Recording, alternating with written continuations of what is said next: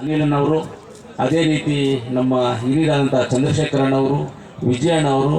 ಮುಖ್ಯವಾಗಿ ಇದೆಲ್ಲ ಹಾಕಬೇಕಂದ್ರೆ, ಪ್ರಾರಂಭ ಆಗಬೇಕಂದ್ರೆ ನಮ್ಮ ಜಿಲ್ಲಾಧಿಕಾರಿಗಳು ಹಾಗೆ ನಮ್ಮ ಬೆಣಗನಹಳ್ಳಿ ಮುನಿಂಟಣ್ಣವರು ತುಂಬ ಇದು ಮಾಡೋದು ನಮಗೆಲ್ಲ, ಇದು ಮಾಡಲೇಬೇಕು ಅಂತ. ಖಂಡಿತವಾಗ್ಲೂ ನಮ್ಮೆಲ್ಲ ಸಹಕಾರ ಇರ್ತದೆ. ನಮ್ಮ ಜಿಲ್ಲಾಧಿಕಾರಿಗಳು ಮುನಿಂಟಣ್ಣವ್ರಿಗೂ ಧನ್ಯವಾದಗಳು ತಿಳಿಸ್ತೀನಿ.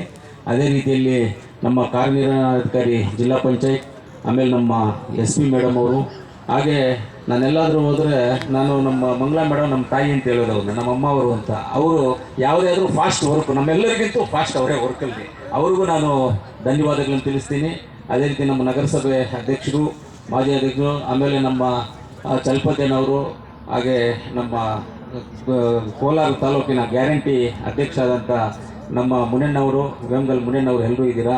ಆಮೇಲೆ ವೇದಿಕೆ ಎಲ್ಲ ನಮ್ಮ ಸ್ನೇಹಿತರು ಎಲ್ಲರೂ ಕೂತಿದ್ದೀರಾ, ಎಲ್ಲ ಆಫೀಸರ್ಸು ಎಲ್ಲರೂ ಕೂತಿದ್ದೀರಾ. ಮುಖ್ಯವಾಗಿ ಎಲ್ಲ ಕೋಲಾರ ಜಿಲ್ಲೆಯ ಎಲ್ಲ ಸಂಘ ಸಂಸ್ಥೆಗಳು, ಎಲ್ಲ ಹೋರಾಟಗಾರರು, ನಮ್ಮ ಪಂಡಿತ್ ಮುನಿಯಣ್ಣವ್ರು ಆಗ್ಬೋದು, ಎಲ್ಲ ಸಂಘ ಸಂಸ್ಥೆಯವರು, ಪತ್ರಕರ್ತರು, ನೀವೆಲ್ಲರೂ ಇದ್ದೀರಾ.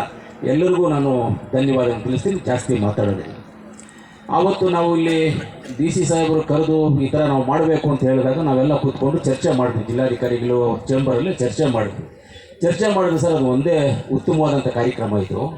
ಇಡೀ ನಮ್ಮ ಭಾರತ ದೇಶದಲ್ಲಿ ಇವತ್ತೇನಾದರೂ ನಾವೆಲ್ಲ ಒಂದು ನೆಮ್ಮದಿಯಾಗಿ ಏನಾದರೂ ಓಡಾಡ್ತಾ ಇದ್ದೀವಿ, ಗಾಳಿ ನೀರು ಇದೆಲ್ಲ ನಾವು ಈ ರೀತಿಯಲ್ಲಿ ನೆಮ್ಮದಿಯಾಗಿ ಆರಾಮಾಗಿದ್ದೀವಿ ಅಂತ ಹೇಳಿದ್ರೆ ಅದಕ್ಕೆ ಮೊದಲನೇ ಕಾರಣಕರ್ತರು ನಂಬರ್ 1 ಬಂದ್ಬಿಟ್ಟು ನಮ್ಮ ಸಂವಿಧಾನ ಶಿಲ್ಪಿ ಬಾಬಾ ಸಾಹೇಬ್ ಅಂಬೇಡ್ಕರ್ ಅವರು ಕಾರಣಕರ್ತರು. ನಮ್ಮೆಲ್ಲರಿಗೂ ಇವತ್ತು ಬ್ರಿಟಿಷ್ ಆಳ್ವಿಕೆ ಇದ್ದಾಗ, ಇವತ್ತು ಯಾರಿಗಾದ್ರೂ ಬ್ರಿಟಿಷ್ ಆಳ್ವಿಕೆ ಹೆಂಗಿತ್ತು ಅನ್ನೋದು ಯಾರಾದರೂ ತಿಳ್ಕೋಬೇಕು ಅಂದರೆ ಅಂಡಮಾನ್ಗೆ ಹೋದರೆ ಗೊತ್ತಾಗುತ್ತೆ. ಅಂಡಮಾನ್ ಜೈಲಲ್ಲಿ ನಮ್ಮ ಇವರನ್ನ ಬ್ರಿಟಿಷ್ ಅವರು ಯಾವ ರೀತಿಯಲ್ಲಿ ನಮಗೆ ಮಾಡ್ತಾ ಇದ್ರು, ನೇಣ ಹಾಕೋದು, ಏನಾದರೂ ಮರಣದಂಡನೆ ಹಾಕಿದ್ರೆ ಮರಣದಂಡ ಈ ಜೈಲಲ್ಲಿ ಒಳಗಡೆ ಇರೋರಿಗೆಲ್ಲ ಕಾಣಿಸೋ ಥರ ಮರಣದಂಡನೆ ಹಾಕೋರು. ಅಂದರೆ ಇವರೆಲ್ಲ ಆ ಶಕ್ತಿ ಕುಗ್ಗೋಗ್ಬೇಕು ಇವ್ರಿಗೆ ಅಂತ.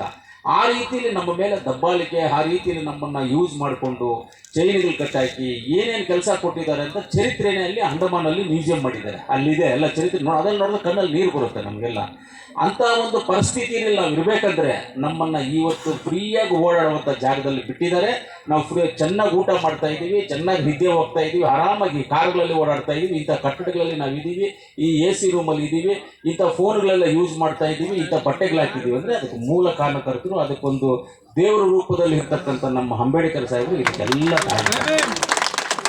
ಇವತ್ತಿಷ್ಟು ಆರಾಮಾಗಿರ್ಬೇಕು ಅಂದರೆ ಹಳೇದು ಬಿಫೋರ್ ಇಂಡಿಪೆಂಡೆನ್ಸ್ ನೀವು ತಿಳ್ಕೊಳ್ಳಿ ನಮ್ಗೇನು ಕಷ್ಟ ಇತ್ತು, ಆಫ್ಟರ್ ಇಂಡಿಪೆಂಡೆನ್ಸ್ ತಿಳ್ಕೊಳ್ಳಿ ನಾವೇನು ಸುಖದಲ್ಲಿ ಇದ್ದೀವಿ. ಇಷ್ಟೇ ಸಾಕು, ನಾವು ಬೇರೆ ಏನು ತಿಳ್ಕೊಳ್ಳೋದು ಬೇಡ. ಆವತ್ತಾದಾಗ ಒಂದು ಒಳ್ಳೆ ಕೆಲಸ ಮಾಡ್ತಾ ಇದ್ವಿ, ಚರಿತ್ರೆನಲ್ಲಿ ಉಳಿಬೇಕು.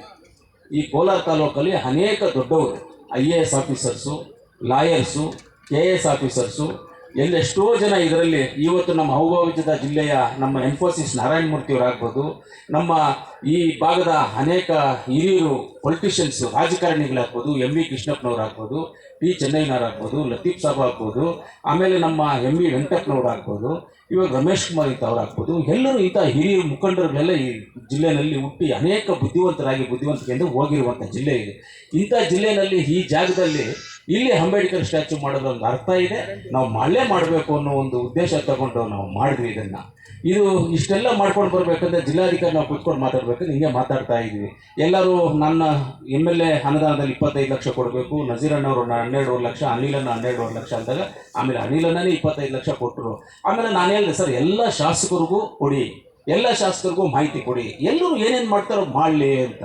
ಆಮೇಲೆ ನಾನೇ ಅಂದ್ಕೊಂಡೆ ಯಾಕೆ ಎಲ್ಲರಿಗೂ ಆಗಬೇಕು, ಕೋಲಾರ ಅಸೆಂಬ್ಲಿ ಕಾನ್ಸ್ಟಿಟ್ಯೂನ್ಸಿದು, ಕೋಲಾರ ಜಿಲ್ಲಾಡಳಿತದಲ್ಲಿ ನನ್ನ ಕಾನ್ಸ್ಟಿಟ್ಯೂನ್ಸಿ ನಾನೇ ಯಾಕೆ ಮಾಡಬಾರ್ದು ಇಷ್ಟು ಅಂತ ನಾನು ಯೋಚನೆ ಮಾಡಿದೆ. ಒಂದು ಕಡೆ ಮಾಡೋಣ ಅಂತ. ಸರಿ ಬೆಳೆದ ಮೊದಲು ಹೇಳ್ಬಿಟ್ಟಲ್ಲ ಎಲ್ಲರಿಗೂ ಹೇಳಿ ಸರ್ ಅಂತ ಹೇಳಿದೆ. ಹೇಳಿದ್ಮೇಲೆ ಆಯಿತು, ನಾನು ಎಲ್ಲರಿಗೂ ಮಾಹಿತಿ ಕೊಟ್ಟು ನಮ್ಮ ದುಡ್ಡೆಲ್ಲ ಕೊಡ್ತೀವಿ ಸರ್, ನಾವು ಮಿಕ್ಕಿದ್ದೇನಾದ್ರು ಬ್ಯಾಲೆನ್ಸ್ ಇದ್ರೆ ಹೇಳಿ ನಾನೇ ಕೊಟ್ಬಿಡ್ತೀನಿ ಅಂತ ಹೇಳಿದೆ. ಆಮೇಲೆ ಮೆಟ್ಲು ಇಳ್ಕೊಂಡು ಬರಬೇಕಂದ್ರೆ ಯೋಚನೆ ಮಾಡಿದೆ. ನಾನು ಅಲ್ಲಿ ಮಾತಾಡಿದ್ದು DC ಅವ್ರ ಹತ್ರ ಕರೆಕ್ಟ್ ಇದೆ. ಯಾಕಂದರೆ ಬಾಬಾ ಸಾಹೇಬ್ ಅಂಬೇಡ್ಕರ್ ಅವರು ಯಾರಿಗೋ ಒಂದು ಜಾತಿಗೋ ಒಂದು ಮನುಷ್ಯನಿಗೋ ಸ್ವಂತ ಅಲ್ಲ, ಒಂದು ಜಾತಿಗೋ ಒಂದು ಮನುಷ್ಯನಿಗೋ ಅವರು ಸೀಮಿತ ಅಲ್ಲ. ಇಡೀ ಭಾರತ ದೇಶದಲ್ಲ, ಇದು ವಿಶ್ವಕ್ಕೆ ಬೇಕಾಗಿರುವಂಥ ಒಂದು ಮಹಾನ್ ವ್ಯಕ್ತಿ ಅಯ್ಯಪ್ಪ. ಆ ಮಹಾನ್ ವ್ಯಕ್ತಿಯನ್ನು ನಾನು ಒಬ್ಬನೇ ಮಾಡೋದಕ್ಕಿಂತ 4 ಜನನೂ ಸೇರ್ಕೊಂಡು ಮಾಡಿದ್ರೆ ಇದು ಉತ್ತಮವಾದಂಥ ಕೆಲಸ ಅಂತ ಹೆಸರು ಬರುತ್ತೆ ಇದಕ್ಕೆ ಅಂತೇಳಿ. ಆಮೇಲೆ ಜಿಲ್ಲಾಧಿಕಾರಿಗೆ ಏನು ಹೇಳೋದು ಬೇಡ. ಇವಾಗ ನಾವೇನು ಹೇಳಿದ್ವಿ, ಇದು ಪ್ರೋಸೆಸ್ ಅಂದರೆ ಎಲ್ಲ ಶಾಸಕರನ್ನು ಕೇಳಿ, ಎಲ್ಲ MLC ಅವ್ರನ್ನೂ ಕೇಳಿ, ಎಲ್ಲ ಡಿಪಾರ್ಟ್ಮೆಂಟ್, ಇವಾಗ ಗ್ರಾಮ ಪಂಚಾಯತಿಯಿಂದ ನಾವೇನು ತೊಗೊಂಡಿವಿ ಅಂದರೆ ನಾವೇ ಮಾಡ್ಬೇಕಂದ್ರೆ 1.5 ಕೋಟಿ ದೊಡ್ಡ ವಿಷಯ ಎಲ್ಲ ಮಾಡಿಬಿಡ್ತೀವಿ ನಾವು. ಗ್ರಾಮ ಪಂಚಾಯತಿಗೂ ಬಾಬಾ ಸಾಹೇಬ್ ಕೊಟ್ಟಿರುವಂಥ ಬಾಬಾ ಸಾಹೇಬ್ ಅಂಬೇಡ್ಕರ್ ಅವರು ಕೊಟ್ಟಿರ್ತಕ್ಕಂಥ ಸಂವಿಧಾನನೇ ಓಡ್ತಾ ಇರೋದಲ್ಲಿ ಯಾಕೆ ಅವರು ಭಾಗಸ್ಥರಾಗಬಾರ್ದು? ಅವರು ಭಾಗಸ್ಥರಾಗಬೇಕು. ಇದರಲ್ಲಿ ಎಲ್ಲ ಸಂಸ್ಥೆಗಳು ಭಾಗಸ್ಥರಾಗಬೇಕು. ನಮ್ಮ ಯೋಜನಾ ಪ್ರಾಧಿಕಾರ ಪಟ್ಟಣ ಪಂಚಾಯತಿ ಗ್ರಾಮ ಪಂಚಾಯತಿ ಆಗಬೇಕು, ಇಒ ಆಫೀಸ್ ಆಗಬೇಕು, ಜಿಲ್ಲಾ ಪಂಚಾಯತಿ ಆಫೀಸ್ ಆಗಬೇಕು, ಜಿಲ್ಲಾಧಿಕಾರಿಗಳ ಕಚೇರಿ ಇದರಲ್ಲಿ ಭಾಗಸ್ಥರಾಗಬೇಕು. ಎಲ್ಲರೂ ಭಾಗಸ್ಥರಾಗಬೇಕು ಉದ್ದೇಶದಿಂದ ಎಲ್ಲರೂ ಸೇರಿ ಇದನ್ನು ಮಾಡೋಣ ಅಂತ. ಆಮೇಲೆ ನಾನು ಸುಮ್ಮನೆ ಆಗ್ಬಿಟ್ಟೆ, ನಾನು ಎಲ್ಲರಿಗೂ ಸ್ವಂತ, ಇದು ನನ್ನೊಬ್ಬನಿಗೆ ಸ್ವಂತ ಅಲ್ಲ, ನಾನು ಒಬ್ಬನೇ ಮಾಡ್ಬೋದು, 1.5 ಕೋಟಿ ದೊಡ್ಡ ವಿಚಾರ ಅಲ್ಲ ಅಂತೇಳಿ ಅವಾಗ ನಾವು ಯೋಚನೆ ಮಾಡಿದಾಗ ಅದೇ ರೀತಿಯಲ್ಲಿ ಇವತ್ತು ಆ ಒಂದು ಕಾರ್ಯಕ್ರಮವನ್ನು ಮಾಡ್ತಾ ಇದ್ದೀವಿ. ಒಂದು ಒಳ್ಳೆ ಉತ್ತಮವಾದಂಥ ಕಾರ್ಯಕ್ರಮ. ಏನಂದರೆ ನಮ್ಮ ಗುರಿಯೆಲ್ಲ ಒಂದೇ, ಆದರೆ ನಮ್ಮ ಕೈಯಲ್ಲಿ ಏನಾದರೂ ಒಳ್ಳೇದು ಮಾಡ್ತೀವಿ. ನಮ್ಮ ಕೈಯಲ್ಲಿ ಏನೂ ಮಾಡೋಕ್ಕಾಗಲ್ಲ ಅಂದರೆ ನಮ್ಮ ಮನೇಲಿ ಊಟ ಮಾಡ್ಕೊಂಡು ಗಂಜಿಗೆ ನೆಮ್ಮದಿಯಾಗಿ ಮಲಗಿದ್ರೆ ನಿದ್ದೆ ಬರುವಂಥದ್ದನ್ನು ತೊಗೊಳ್ಳೋದಕ್ಕೆ ಆಸೆ. ಅದಕ್ಕೆ ನಮ್ಗೆ ಏನಂತ ಹೇಳಿದ್ರೆ, ಯಾವುದೇ ಕೆಲಸ ಮಾಡೋಕ್ಕೆ ಹೋದ್ರೂ ಈಸಿಯಾಗಿ ಮಾಡ್ಕೊಂಡು ಬರ್ತೀವಿ. ಪ್ರತಿ ಆರೋಪಗಳು ನೂರಾರು ಬರ್ಬೋದು. ಅದರಿಂದ ನಾವು ಹೋಗ್ತಾ ಇದ್ರೆ ನಮ್ಮ ಕೆಲಸಗಳು ನಾವು ಮಾಡೋಕ್ಕಾಗೋದಿಲ್ಲ. ಅದರಿಂದ ನಾವು ಹೋಗಬಾರ್ದು. ಮಾತಾಡೋದು ನೀವು ದೊಡ್ಡವರಪ್ಪ, ನೀವು ದೇವರು ಅನ್ಬೇಕು, ನಾವು ಹೋಗ್ತಾ ಇರ್ಬೇಕು, ನಮ್ಮ ಕೆಲಸಗಳು ನಾವು ಮಾಡ್ಕೊಂಡು ಹೋಗ್ತಾ ಇರಬೇಕು.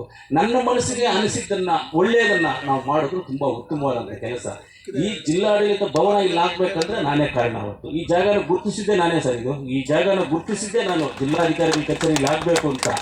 ಆವತ್ತು ನನ್ನ ಮೇಲೆ ಜಿಲ್ಲಾ ಪಂಚಾಯತಿ ಆಫೀಸಲ್ಲಿ ಸ್ಟ್ರೈಕ್ ಮಾಡಿದ್ರು. ನಾನು ರಿಯಲ್ ಎಸ್ಟೇಟ್ಗೆ ಮಾಡ್ಕೊಳ್ತಾ ಇದ್ದೀನಿ ಈ ಆಫೀಸ್ನ, ಯಾಕಂದ್ರೆ ಪಕ್ಕದಲ್ಲೇ ಮನೆ ನಂದು, ಅಟ್ಯಾಚ್ ಮನೆ ಇರೋದು ನಂದು.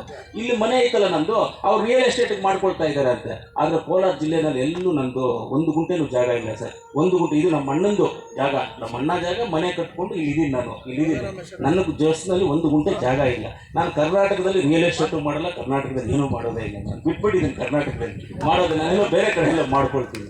ಆವಾಗ ನನ್ನ ಮೇಲೆ ಆರೋಪ ಮಾಡಿದ್ರು, ಸ್ಟ್ರೈಕ್ ಮಾಡಿದ್ರು. ಅವ್ರ ಮನೆ ಪಕ್ಕದಲ್ಲಿ PWD ಕಾರ್ ಪ್ಲಾಂಟ್ ಇದೆ, ಅದರಿಂದ ಅವರು ರಿಯಲ್ ಎಸ್ಟೇಟ್ಗೆ ಇದು ಮಾಡ್ಕೊಳ್ತಾ ಇದ್ದಾರೆ ಅಂತ ಹೇಳಿದ್ರು. ಮಾಡ್ಕೊಳ್ಳಿ ಬಿಡಪ್ಪ, ಯಾರೇನು ಮಾಡ್ಕೊಂಡ್ರು ಬಿಡು. ಇವತ್ತು ಜಿಲ್ಲಾಡಳಿತ ಭವನ ಇಲ್ವಂತ ಎಲ್ಲರಿಗೂ ಸೆಂಟ್ರ್ ಆಯ್ತಾ, ಮುಳ್ಬಾಗ್ಲಿಂದ ಬರ್ಬೋದು, ಶ್ರೀನಿವಾಸಪುರದ ಅಂಥ ಜಾಗದಲ್ಲಿ ಹೈವೇ ರೋಡಲ್ಲಿ ಇವತ್ತು ಬಾಬಾ ಸಾಹೇಬ್ ಅಂಬೇಡ್ಕರ್ ಅವರ ಪುತ್ರಿಯನ್ನು ನಾವು ಮಾಡ್ತಾ ಇದ್ದೀವಿ ಅಂದರೆ ಇದು ಐತಿಹಾಸಿಕ ಕಾರ್ಯಕ್ರಮ.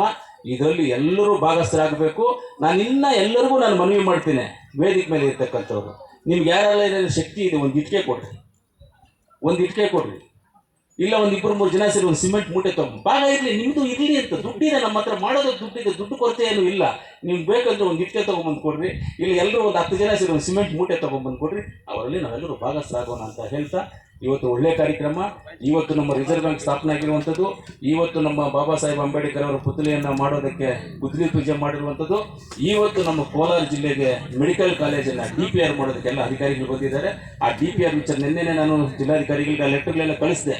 ಏನು DPR ಇಮಿಡಿಯೇಟಾಗಿ 15 ಡೇಸಲ್ಲಿ ಸಬ್ಮಿಟ್ ಮಾಡಬೇಕು ಗೌರ್ಮೆಂಟ್ಗೆ ಅಂತ ಗೌರ್ಮೆಂಟಿಂದ ಬಂದಿದೆ. ಅದೇ ಅವ್ರು ಲೆಟ್ರ್ ಬಂದಾಗ 15 ದಿವಸದಲ್ಲಿ ಸಬ್ಮಿಟ್ ಮಾಡಬೇಕು ಅಂತ ಹೇಳಿದ್ರು. ಇವತ್ತು ಲಾಸ್ಟ್ ಡೇಟ್ 15 ದಿವಸಕ್ಕೆ, ಇವತ್ತು ಲಾಸ್ಟ್ ಡೇಟು. ಆದರೆ ಇವತ್ತು ನಾವು DPR ಮಾಡೋಕ್ಕೆ ಹೋಗ್ತಾ ಇದ್ದೀವಿ, ಜಾಗ ನೋಡಿ ಅದನ್ನು ಮಾಡೋಕ್ಕೆ ಹೋಗ್ತಾ ಇದ್ದೀವಿ. ಇವತ್ತು ಬಾಬಾ ಸಾಹೇಬ್ ಅಂಬೇಡ್ಕರಲ್ಲಿ ನಾನು ಅವ್ರ ಪಾದಕ್ಕೆ ನಮಸ್ಕಾರ ಮಾಡಿ ಹೇಳ್ತೀನಿ.